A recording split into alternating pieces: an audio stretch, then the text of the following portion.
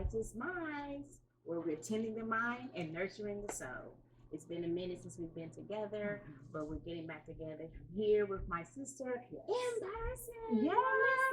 Melissa. So, we left off where we were beginning the episode series on Black girl adultification. And just right after we started that, we had the election. And so, with us having the election, it definitely, I don't know about you, but the outcome definitely Yeah. threw me for a loop. Yeah. And the interesting thing about it is that the fact that we were actually talking about Black girl adultification and the impact specific to Black women, and to actually go through this election and to see the outcome. And actually, I feel like from the research that we have been doing and the things that we have been learning and preparing for this series, just to see some of the manifestation, to see the interactions, to see the positioning relevant to Kamala Harris. So, of course, unfortunately for us, the election didn't go in the direction in which we hoped. And so, I don't know about you, but I had to grieve. Yeah. Not that I totally arrived and finished, but it's been a process. But ultimately, at the end of the day, we know that we are overcomers. We are overcomers. Yes, we are. And this too shall pass. Yeah. Yes. But it was a really hard blow. But again, I think still this topic is something that is relevant about Black girl adultification. So I'm going to quickly give a recap. One of the things we said that adultification, it deals with you actually basically impugning on children, adults, like expectations. And essentially, when you do that, you don't allow them to basically enjoy their childhood. You put expectations on them that they really weren't meant to carry or to hold. And so you are essentially robbing them of their ability to be children. But not only are you robbing them from their ability to be children, you also oftentimes in this instance, they are subject to harsher punishments. Because what's the reality? If I think that you are an adult, I'm going to treat you as such in every aspect. So with that being said, today we are really going to be talking about the impact of experiencing adultification. We're going to be unpacking the weight of adultification, dealing with mental health, self-esteem, and the expectations that are often put on us. So again, we are happy that you're back. Yes. I don't know what your affiliation is as far as what your expectations of the elections were, but if you were like us, we are all going to go through this together. We're going to overcome together. But for us, it was a setback. But we're here because for a setback, there's always a comeback. So yes, Melissa is going to help us dive in to talk about the mental health component and the impact of how adultification impacts Black girls, Black women too. Well, let me thank you for that introduction. What I want to do is say that you had mentioned grief. I remember right after that election, I was watching a news station. I can't remember what the news station was, but Van Jones was on there, and he said something that I thought was just so powerful. He was just talking about how, because everybody is going back and forth about who won and who lost and how she lost and how he won and all of this. And he just really broke it down and just said, there were a lot of Black girls and Black women out there who were just hoping, and the way he spoke about it was just so powerful. It really just moved me to tears. Like I was literally sitting there going, thank you, Van Jones. Right. But he was just really bringing it closer to home than what we like to think in terms of that emotional experience that we all had, right? We're not just watching two people who are running for a position and all of the things that go into that, but these were human beings who were representing other human beings. That's good. And he really broke it down to just be like, okay, there's all these Black girls and Black women out there who were hoping, who were praying, who were, fingers crossed, everything, that this African American woman was going to get this position and maybe bring hope and bring change and all of that. And so he just basically broke it down like, let's pause for a second.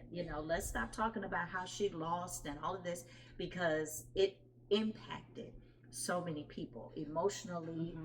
We were invested. We were sitting in front of our TVs. We were listening to the things that were being said. And at the end of the day, we were hopeful.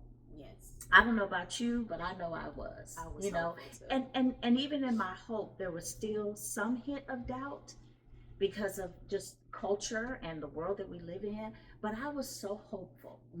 I mean, I was like, come on, Kamala, come on, Kamala. And then the numbers were adding up, and you talk to people while you're standing in the line voting, and there was just so much hope. And he just really broke it down to just remind us that this was not just a loss from a political standpoint, but it was a loss for a lot of people in terms of what they were hoping for, what they what they thought was going to be the outcome of something maybe different. No, that's good. And the one thing I'm so glad that you brought that up, that Van Jones had said that. But the other thing is that the powerful thing about his statement is that if, in spite of what we were beginning to talk about, the historical context and association with Black girl adultification and the roots of it in association with slavery, one thing I would like to point out is that understanding the investment that Black women had in it is understanding that we were showing up for democracy. It wasn't even just about us, those who have been, who have experienced the oppression, and thinking about even the context of what we're talking about, the adultification of black girls. But we were still showing up, not just for us, but for everyone else. Yes. We came forward to, and one thing I would like to say is that even in all the information that was being shared about as far as Black men is concerned, and that they wouldn't show up for us, I have to give them credit. They showed up, because where we showed up at 92%, they showed up at 81%. So, I really like you pointing that out. But again, we know that a lot of this, as far as her as being the candidate, for us it was hope. For others who have contributed and benefit from the systems that's been in place, it was not hope. And so and those were the driving forces of why they weren't willing to all these archetypes, all these things that are at the under the surface of our experiences as Black women and Black people in society is what drove many to vote as they voted. So I do appreciate you bringing that up. But anyway, back to you. No, representation is powerful, and I think we all love to have people that we see as influencers and people who are representing us in some way, shape, or form, giving voice to where there is no voice and that type of thing. So yeah, I really appreciate him doing that. So what I want to talk about, and I know you're going to have some great questions, is how this has impacted us, and it's not just this election. We're not just talking about that. We're talking about this adultification bias and the impact that it has had on African American girls and African American women who were those African American girls experiencing that, and so forth and so on. So I always, because I'm a mental health provider, I always come from a place of recognizing that a lot of the things that impact us, a lot of the things that are affecting us emotionally, mentally, I like to just kind of put the label of trauma on it. And I like to just kind of stick with that. Now, I don't think every experience that we have is necessarily traumatic. Trauma is more or less how you're perceiving it. So if something happens to you, your perception of that and how it impacts you is your way of saying this was traumatic. Okay. And people don't always have the same experience with the same things. Some people can go through some pretty traumatic things and they're very resilient, and it does not have the same impact on them mentally, emotionally. But some people, it could be something that you may think, oh, that seems like a small thing. And so we have to be careful when we talk about trauma and be sensitive to the reality that it is a person's perception of what has happened to them. So what I know from just the research that I did and from just kind of going in a deep dive Black Girl Adultification is that, like any type of trauma, if you're perceiving this from a standpoint of it being a racial type of thing, it's racial prejudice, it's discrimination, however you choose to look at it from that standpoint, it is a trauma. And as such, it can affect you emotionally. So one of the ways that we know as African American women, and just in me working with African American women and children, depression is one of the effects of it. It will definitely cause you to have very lingering feelings of sadness, hopelessness. We had talked in previous episodes about, this kind of pipeline from the educational system to the prison system for a lot of African American girls that are in the school system, that are being overly penalized, overly disciplined, because they're being perceived as being malicious, manipulative, and those types of things. Well, if someone is disciplining you harshly, and in your perception it's unfair, and your perception it's more than what it should be, Right. You're looking around and you're noticing, you're noticing that the same discipline that other people are getting for similar, if not worse, behaviors are getting penalized harshly, then it's a natural thing that we all do, which is called internalize, right? So then we begin to go, oh, this must be about me. There must be something in me that is the reason why I'm being treated this way. And that's just a natural, normal thing that we all do when you start looking around and you starting to make comparisons. That's true. Social comparison is very powerful. And so if you wake up every day and you know you're going into an environment where you're going to be treated differently, and you're going to be treated more harshly because you show up with brown skin, then you're going to feel not only going to not value yourself, or you're going to see yourself in a negative way, which is a part of depression. So when you talk to people that are dealing with depression, most often than not, they don't see themselves in positive ways.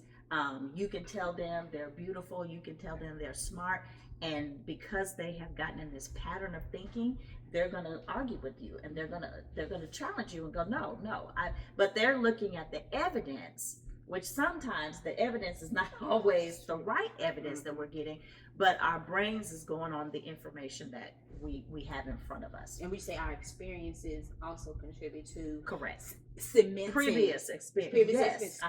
It shapes that. Shapes that. So we have all these shaping experiences in life. So if you have been in multiple schools and that has been the response or the reaction or the interaction, it's going to be what you think moving forward. Like that experience has shaped how you see yourself. That's good. If that makes sense.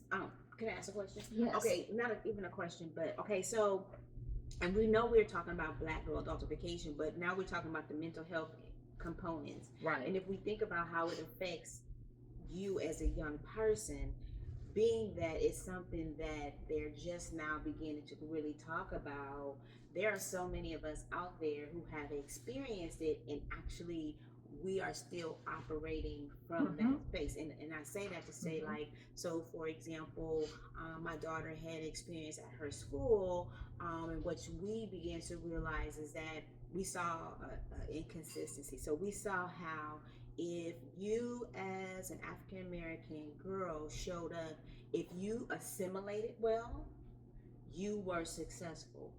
If you code switched well, you were successful. However, if you showed up as your authentic self, doesn't mean that you weren't smart, doesn't mean that you weren't intelligent, but you showed up as who you are, you had the problems. Yeah. And so if that's the pattern that I'm seeing, what is that teaching me? That's teaching me that, well, if I want to be successful, I can't be true to myself. Right. If I'm more concerned about the comfort in navigating these spaces, right, the natural thing is assimilate. And even in the instances where you assimilate, I still think you still have those internal issues, because ultimately you're still not being your true authentic self. Correct. because you're trying to present something that's acceptable. Yes. And you're still saying, I'm not accepted how I am. Correct. I have to present this person so that I can be accepted. Mhm. And ultimately, our primary drive is what? Isn't it to belong and to be accepted? Yes, belonging and acceptance. Yeah, and again, again, I bring in the mental health component. That's a safety strategy. So you're doing what you need to do to feel safe in an environment that has been a threat to you. Okay. So yes, if I've got to assimilate, if I've got to change, if I've got to tone down, if I've got to silence, if I've got to make myself so tiny that people can barely see me, you know what I'm saying? Yeah, and I'm talking about my own experience, right? Because I can remember going to schools that I thought were going to be the place where I could get a better education. So I'm getting shipped out to these communities that there was not a lot of kids that looked like me. And so I would show up and I would be like, okay, now what do I have to do to make sure that I fit in this environment? Because my perception and my experience told me these are rich people. These are people that probably don't have friends that look like you. You know, all the stories that you tell yourself. And then with that, your brain is going, uh-oh, this is a threat. This is a threat. This is a threat. So now what do we need to do to make sure you can survive in this environment that you already feel threatened in when you walk into? Right? So yes, I'm going to do all the things that I need to do to make sure that I'm safe in this environment and make sure that I minimize as many threats as I possibly can. So then what does that do? That now affects my self-esteem, which is what you're talking about. Right. How do I value myself as an African American woman, as an African American little girl? How do I value myself? I'm basing my value off of what other people give me. This is what you're good for. Wow. You see what I'm saying? And so I can see that in a lot of adult African American women. For sure. You know, maybe they, and I don't like to criticize women who are into fashion and looking beautiful and stuff, but how much of that is driven by how you feel, external validation, and how you feel about yourself. I can't tell you how many African American women I talk to who, get themselves into unhealthy relationships, unhealthy situations, because they are not valuing themselves good enough to actually be able to select partners and people in their life who are going to value them and respect them. And so self-esteem is a huge issue for us because, again, you've internalized that you're a problem. Right. You've internalized that you can't be trusted. You've internalized that there's something about your features, whether it's your big butt, your big lips, whatever, your skin tone. For me, it was my skin tone for a long time. I didn't like my own skin tone. Well, that came from experience and external things that are impugned in us as children. Yes. That is also that goes in lines with the adultification component. Yes. In which I know for a fact that when I think of experiences that I had as a little girl in school or whatever, I definitely had experiences where I saw my classmates, literally we can do the exact same thing. I can literally I see it happen. And I can turn around and do the exact same thing, and I'm being penalized. And when you see that, even the thing about our skin color, I think when I was little, my grandmother used to say, she says, if you're white, you're all right. She used to say, if you're brown, stick around.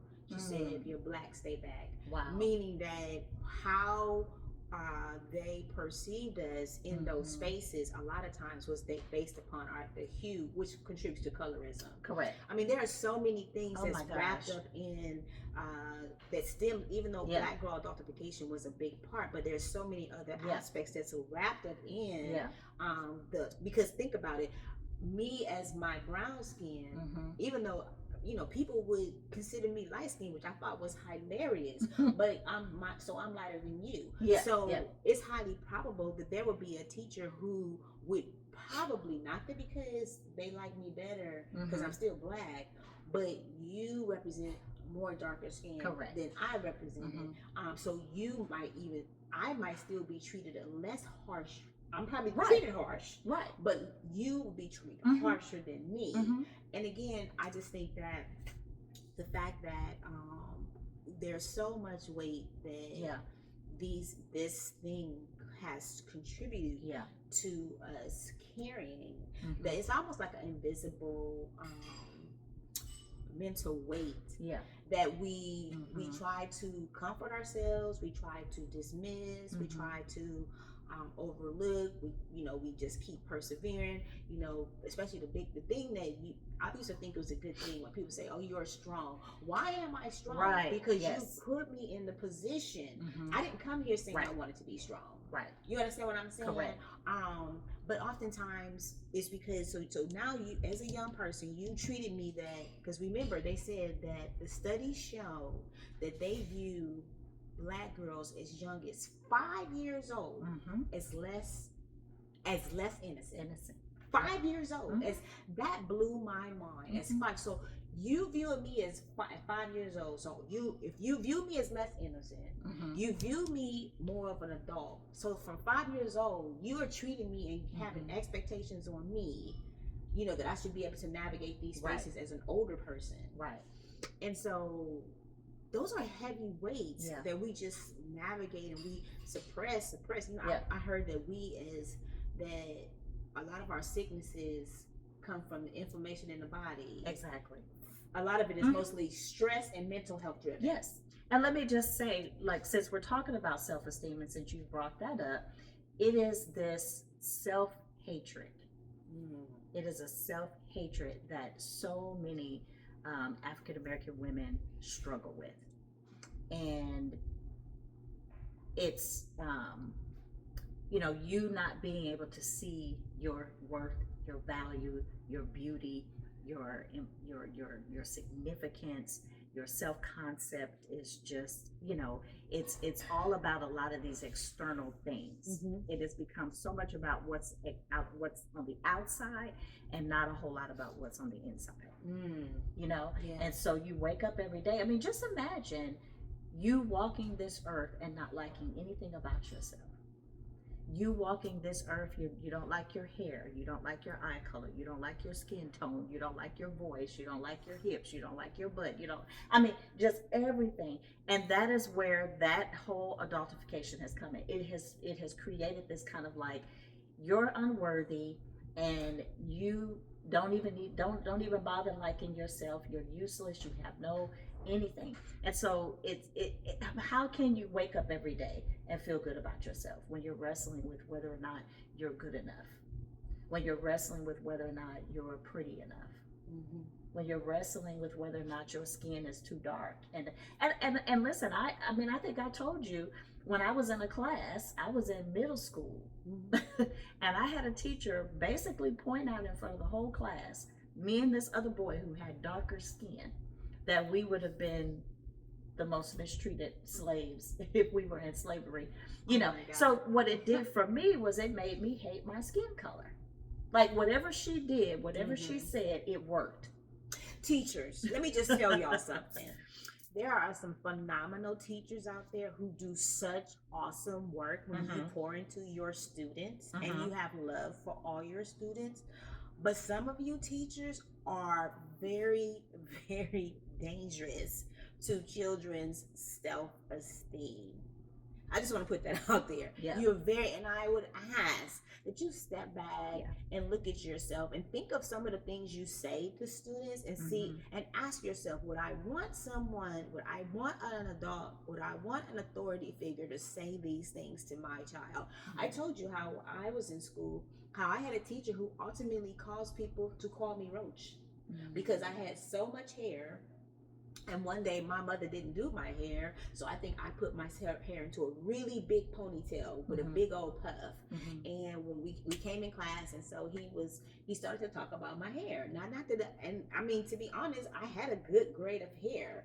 Sad that I even have to clarify, but you get what I'm saying. I had it was a really big ponytail puff. And I'll never forget, he said in front of everybody, He said, yeah. He says, there's a story of a woman who had her hair really big like that. And he said, so a roach crawled in her hair and created a nest. That was, I was in the 5th grade. Wow. For the next 2 years, and from 6th grade to 7th grade, all my classmates, Yeah. and mind you, I was buzzed. Yeah. So most of my classmates were not my color. Yeah. But most of my classmates called me Roach. Right. Roach. And here, see, one thing about y'all teachers, what you don't know, and maybe you do it on purpose, so that's why you do it. I was antagonized from the time I got to school, all day, through lunch, through recess, through the bus ride home. Every day.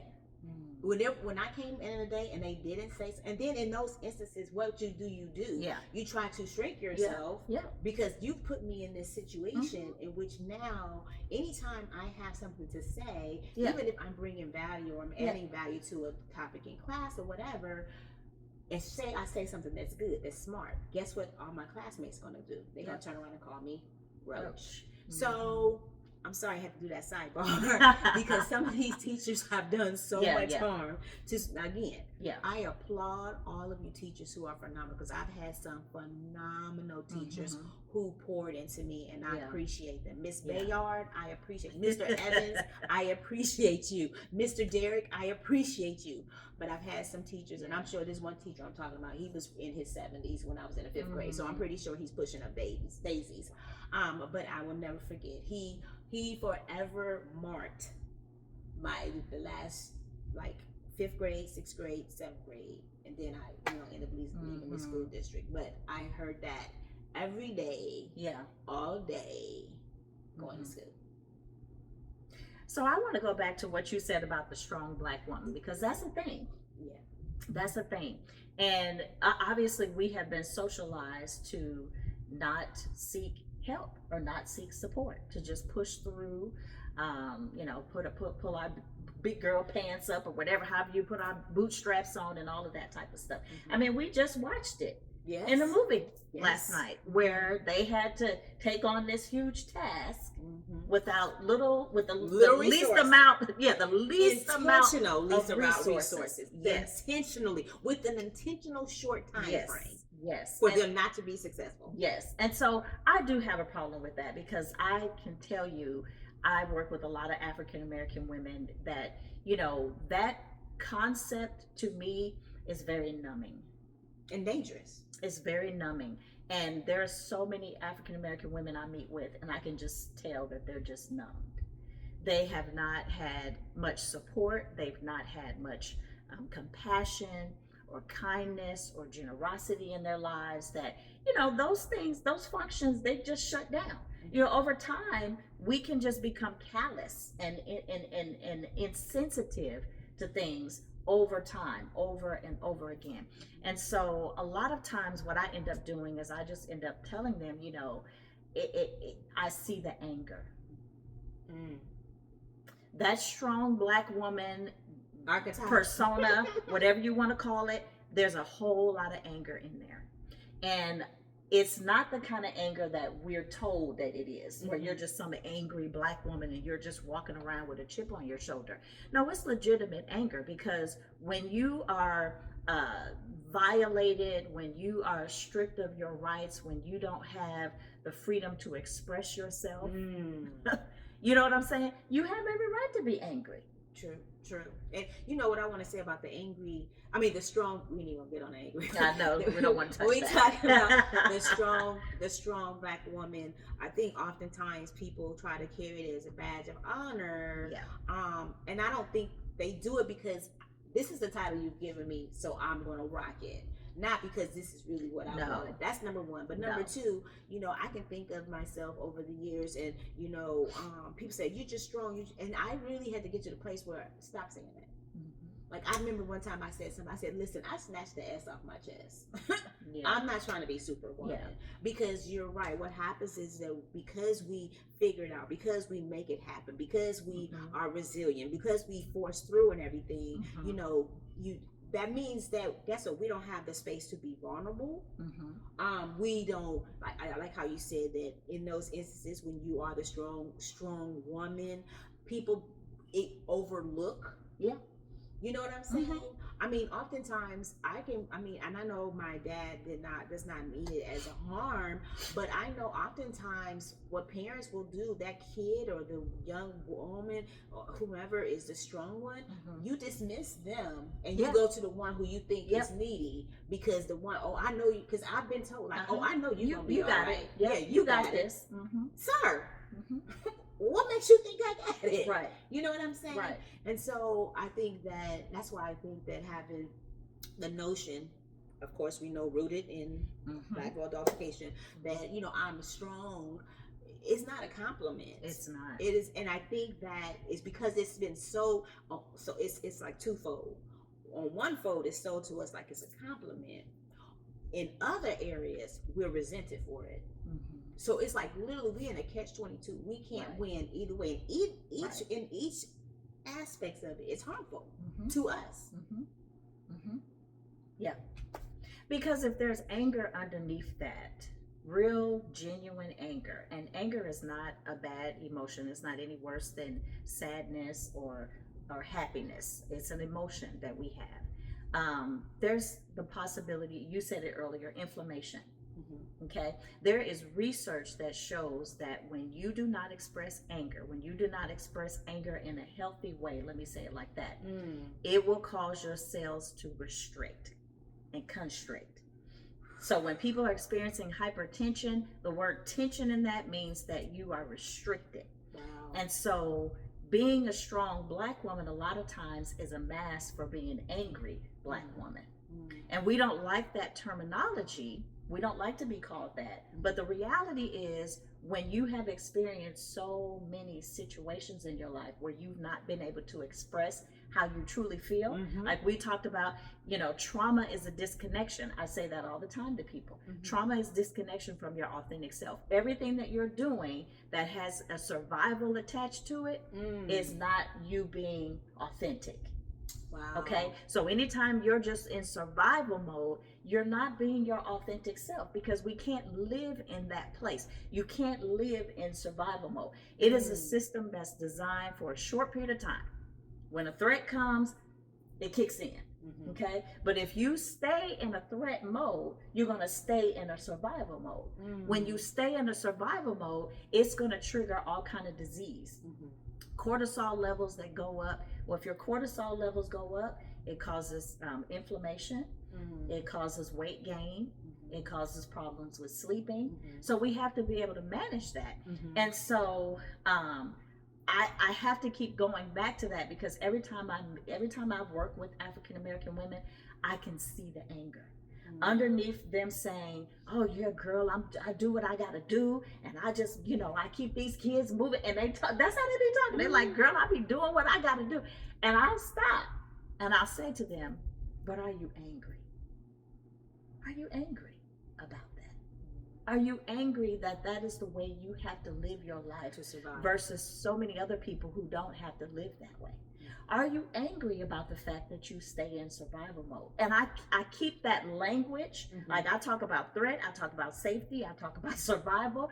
And when I start talking about survival mode, it's amazing how they look and they go, "Wow, I didn't realize that's what," yes, that's the mode that you've been in. And the anger has been protecting you from the real hurt feelings that you have, that you can't be vulnerable, you can't ask for help, you can't cry.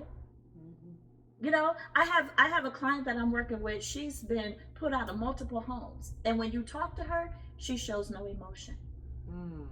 She has completely numbed herself from the pain of instability. Wow. And many African American women start numbing themselves, and then we talk, like you said, like it's a badge of honor, like this is something to be praised, while you are suffering in silence with inflammation and disease in your body. So, you know, the death rate, the high blood pressure, all of those types of things. I'll never forget going to the doctor with our mom, and I was really frustrated because he was like, she was there because of her blood pressure, and he was just like, "Oh, you know, Black people have high blood pressure anyway." I was so mad when that man said that. I was so mad when he said that. I was like, "What do you mean Black people just have high blood pressure?" Well, it's just very common among Black people to have Why? high blood pressure. What's the root? Exactly. What's the root? Exactly. But that again, that's another way that we're socialized. Don't even worry about your health. That's true. Don't worry about that blood pressure. Don't worry about the fact that you obese. That's a part of y'all culture. That's good. All y'all look like that. Yeah, I mean really, no, at the end of the day, that was the messaging. Mm-hmm. That you don't even need to be worried about that. So all the things that we know are not healthy and are not normal and are not to be lived with and accepted, we have been told that's just acceptable. That's just a part of y'all culture. That's really, really good. Listen, we said we was going to try to make this episode kind of short because we're getting back into the group and everything. Yes. We are excited about 2025 as it's coming in, but this was some really good stuff. I think, again, the more I think about it, it is really a silent thing that has been driving us for so long. I think about, even in my own counseling sessions, you talking about the survival part. The person, she was talking to me and she was asking me questions. And I was telling her how I have navigated the various difficult spaces that I've experienced. And she literally told me, she was like, you've been surviving. She says, you've grown accustomed to, and she told me what my style was, how I survived. And I was like, what made me sad is to think that, ultimately surviving is not living. Correct. It really is truly the epitome of going through to get through. Yeah. And, ultimately, I don't want that to be my journey. So, of course, we know that the reason Righteous Minds is here is to really, we want to help and motivate and inspire one another, but we also always want to be transparent and authentic and get the truth and talk about things that many people are really not talking about. And the fact is that when I look back, you talk about your childhood, I think about mine, and over the years, teens and young adults have been my passion. Yeah. And I have seen it. And the thing about it, I really wanted to be clear, a couple things. One is that the part about the angry Black woman, when Melissa's talking about angry Black woman, she's saying that there are reasons why we're angry. Not that I like how you said it one time, it's not our personality. No. But everyone has something that causes them to be angry. Just because you become angry doesn't mean that's your personality. Yeah. But she's saying that we have deep-rooted things that contributes to us, and we are not actually expressing the anger. Even in the movie we watched last night, we are in situations and spaces in which we are belittled. We are told we're not good enough. We are told we're not capable. And literally the expectation is that we should take it all in stride. We should not have a feeling about it, and we should not say, that's not even real. That's not even how we work. God didn't even create us. He gave us the full range of our emotions. The biggest thing he said, you can be angry, but sin not. And so if he says we can have anger, we can have anger, we just don't sin. That was just one thing I wanted to point out. The other thing I want to point out is about your notion about how society has made us basically make things right, or that we should accept it and keep it moving. One of the new cabinet appointees that's going to be over Department of Health and Human Services or whatever, RFK, he said that as far as race is concerned, his position is that as race is concerned, that we should teach our children to be able to deal with and navigate racism. So it's our job in the homes to teach them racism is here, you should deal with it. And this is how you deal with it. However, they don't want that information in school to make their children feel uncomfortable. Right. And really, we know that it's not about them making their children feel uncomfortable. It's really about them making the parents feel uncomfortable. But I bring that up to say, just having that, think about that type of mindset. And he's not the only one who has that mindset, that we should own racism that is projected onto us. So we should own every aspect. So not only should we own how we help our children navigate, but we should own our feelings about what's being projected onto us. Yeah.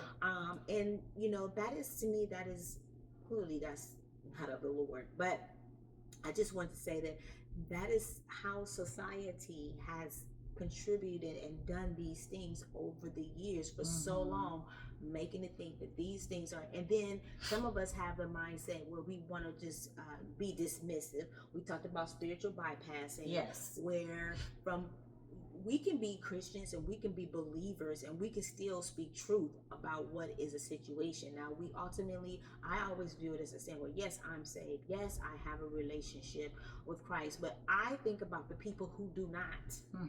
Like, I will go before the Lord and pray. I will, and I'm not saying I always have it together, because I don't. There's the scripture I talk about all the time. We talk about where the man, when he's going there asking for help for his daughter, I think it was Jairus, he's going to ask for help for his daughter, and the Lord told him to believe. And Jairus was like, Lord, help my unbelief. Yeah. And I seriously believe Jairus was like, listen, I'll believe to this point. I need your help to get over here. Right. So I just said I can say that, I stand on God. I stand on His word. But these things that we are experiencing, the Black girl adultification, that is not of Christ. That is, how's that in love? How me treating you like you're older? Yeah. You're 5 years old. You're not innocent. I say you know more about sex. Yeah. How is that? That is not healthy. That is not in no way, shape, form of the Lord. Those are my 2 cents. So I don't have a good one but I do want to say something in response to what you were saying. I think that the biggest challenge that we're facing in our culture today is dismissive. I think that people can be very dismissive, and I'm talking about across the board. So people in church can be dismissive. People outside of church can be dismissive. People in relationships can be dismissive. And, no, we can't go through life validating, or let me not say that word, accepting everything that people do, but we have to be open to letting people tell their story. And I think that there's no harm in listening. There's no harm in learning to understand where people are coming from, even when you don't agree with it. And when I think about racism, and I think about sexism, and I think about so many isms in the world, it's people who struggle so hard with validating another person's experience. Because if I validate another person's experience, that means that I agree with it.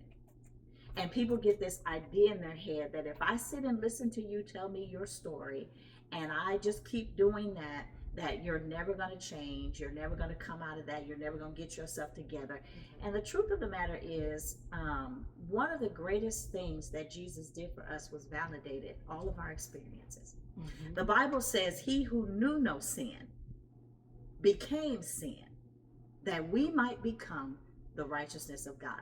To me, that's the ultimate way that you validate people. You become something that you don't know anything about, just for the sake of bringing them out of whatever it is that they're in. So we have to learn how to validate the experiences of African American people, validate the experience of people in the church and out of the church, and this group and that group. We have turned into some of the most judgy, condemning people in the world, and that was never God's message. And there is no harm in listening to someone and seeking to understand their experience, and then saying to them, you know what, thank you for sharing that. I wish, so all of these Black girls feeling invalidated, growing up into Black women who feel invalidated, who gravitate towards invalidating experiences, because you always gravitate towards what you're familiar with. We have all these people gravitating towards things. We're trying to get them over here, but because we've dismissed them, they're gravitating towards the thing that we're hoping that they would come out of. So the best thing we can do for people is validate them. I may not understand fully what you're going through. You may not understand fully what I'm going through, but I can at least use these ears and this mouth to say, man, I can't even imagine what it's like being in your situation. Empathy. Empathy. Empathy. Yes, it's a powerful thing. It really And is. we as a culture have moved so far away from it. We've moved so far away from validating and being empathetic towards people and seeing people in some other category than we are, when all of us are basically the same. He who knew no sin became the very thing that he didn't know anything about, so that we could become like him. Amen. That's good. I have one scripture, because we just talked about that when you're people that are have experience, and I'm telling you, there's a correlation with black girl adultification and the angry black woman trope. There is a connection. There is an intersection, because you transition from this girl who never was allowed to be a child. Right. You carry all of that. I don't care. I mean, and I wish more of us would really begin to do the work, but I think people are beginning to do the work. But here's a scripture, and it's Psalms 34:18, and it says, "The Lord is close to the brokenhearted and save those who are crushed in spirit." So even though we may have had that experiences, understand he is there for us. He said he is close to the brokenhearted, and the thing about it is that he said a broken heart and a contrite spirit he will no wise despise. And so ultimately, I think that as we think about these experiences or whatever, and about trying to move forward, understand that black girl adultification is a thing, but understanding a lot of times, what it say, knowledge is power. Yeah. And sometimes being able to think back is like, oh wow, that is a thing. I have experienced that. I did see when Miss Sally treated Becky different than me when we did the exact same thing. She penalized. I mean, when we being able to make those correlations and think like, okay, so since I know that's a thing, let me think about how that impacted me and how that began to show up in other places. Because now when I look and I think, even in going through this, doing the research for this and understanding, even though we know that that it was something that stemmed from people outside of the black culture, unfortunately, guess what happens? Things spill over, and we have also perpetuated this thing called adultification on our black girls. And remember, think about it, the next 5-year-old that you see, think that research, people have said that black girls as young as 5 years old, they view them as less innocent, they view them as needing less nurturing, less support. And so the next little 5-year-old you see, just go give her a hug and say, you a little girl. She probably already been through a lot. You see the little girl. So, Melissa didn't have a good one go do, but we're going to have it the next time. Yes. But again, it was just nice getting together. I know, we're not I'm so usually grateful. Together. I know. I'm so grateful that we got to do this in this space. We appreciate all of you guys viewing. You can find us on Facebook, Instagram, what is it? TikTok. YouTube. We are Righteous Minds, where we're attending the mind and nurturing the soul. We're so glad that you joined us today. We look forward to seeing you next time.